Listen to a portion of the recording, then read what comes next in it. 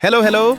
स्वागत है gate alive 9 के धमाकेदार दुनिया में, जहां हर कहानी है मजेदार, थोड़ी जादुई और पूरी दिलचस्प। तो बांधिए अपनी कल्पना की बेल्ट और चलिए उड़ जाते हैं आज की कहानी के साथ। सुबह होते ही मोती एक पेड़ से दूसरे पेड़ पर छलांग लगाता, बच्चों की पतंगे लूटता, महिलाओं के सूखे कपड़े खींचकर भागता और खेतों की ताजा फसल देखकर मुंह में पानी भर लाता। अक्सर किसान माधव की गेहूं, छाछ और टमाटर की फसल मोती की पहली पसंद थी। गांव वाले परेशान थे, कुछ करो वरना मोती हर चीज तबाह कर देगा। बच्चों में उसकी बहादुरी के चर्चे थे, वह उनका हीरो था, पर बड़ों को उसका आदर नहीं था। शाम ढलते ही मोती ने योजना बनाई। पहले आम के पेड़ से खेत की मुंडेर पर छलांग, फिर धूल उड़ाते हुए चुपके से टमाटर की क्यारी में पहुंचना। चौकीदारी करता माधव सोच भी नहीं सकता था कि मोती उसके इतने पास आ गया। मोती ने एक एक करके लाल रसीले टमाटर तोड़े और खुद भी खाए, चिंपू और बाकी दोस्तों के लिए भी फेंके। अचानक माधव ने आवाज सुनी, कौन है वहां? जब तक वो आए, मोती और उसके दोस्त पेड़ पर चढ़ गए। माधव बोला, आज फिर बच निकला, लेकिन अब मैं अपनी फसल को बचा कर रहूंगा। वो मन ही मन एक नई चाल सोचने लगा। इधर मोती ने खेत की रंगत बदली देखी तो उसका भी दिमाग दौड़ने लगा। चिंपू बोला, लगता है अब खेत में जाना मुमकिन नहीं होगा। मोती मुस्कुराते हुए बोला, देखो कैसे वक्त पे घंटियों को चकमा देता हूं। रात के अंधेरे में तेज हवा की वजह से कई बार घंटियां अपने आप बज उठीं। गांव वाले 2-3 बार बिना बात ढूंढने दौड़ पड़े।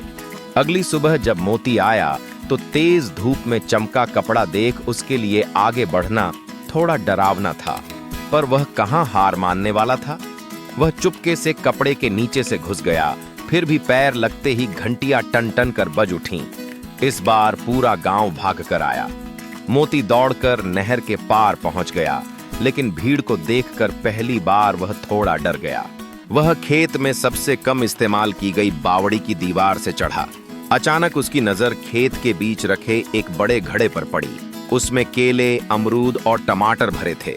मोती बोला, वाह, ये मौका हाथ से कैसे जाने दूं। जैसे ही उसने फल निकालने के लिए हाथ डाला, घड़े के अंदर की जाली में उसका हाथ फंस गया। उसने बहुत कोशिश की, लेकिन घड़ा हिला तक नहीं। सुबह हो गई। गांव वाले और बच्चे सब इकट्ठा हो गए। बच्चों ने हंसी उड़ाई, देखो शरारती मोती फंस गया। माधव ने कहा, अब तो इनाम मिलेगा। मोती आज बंदर है, कल से खेतपाल का पहरेदार बनेगा। लेकिन फिर माधव को उसकी आंखों में डर और अकेलापन दिखा। बच्चों ने भी कहा, काका हमें मोती चाहिए, पर शरारतें कम कराएंगे। अब वह खेत में टमाटर, आम और गेहूं की रखवाली करता। बच्चों के लिए आम के पत्तों से झूला बनाता, गाय बैलों को नहलाने में हाथ बटाता। उसकी शरारतें तो कम नहीं हुईं। अब बच्चों के साथ मिलकर खेत के पुतले को सजाता, कभी मजेदार मुंह बनाकर सबको हंसाता। एक दिन जब गांव में बाढ़ आई, मोती ने पेड़ की ऊंचाई से मिठाई के पत्ते और सूखे कपड़े घुमाकर बाढ़ में फंसे बच्चे तक पहुंचाए। सबने देखा, मोती ने गांव को संकट से बचाने में मदद की है। अब मोती गांव का नायक बन गया था। बच्चे उसकी नकल करते, किसान उसकी मदद से खुश थे, और माधव ने गले लगाकर कहा, जिसने बुरे वक्त में साथ दिया वही सच्चा दोस्त है। मोती फूला नहीं समाता। उसने सबको चिढ़ाते हुए कहा, अब तो मैं गांव का पहरेदार बंदर हूं, शरारती भी, समझदार भी और सबसे बड़ा दोस्त भी।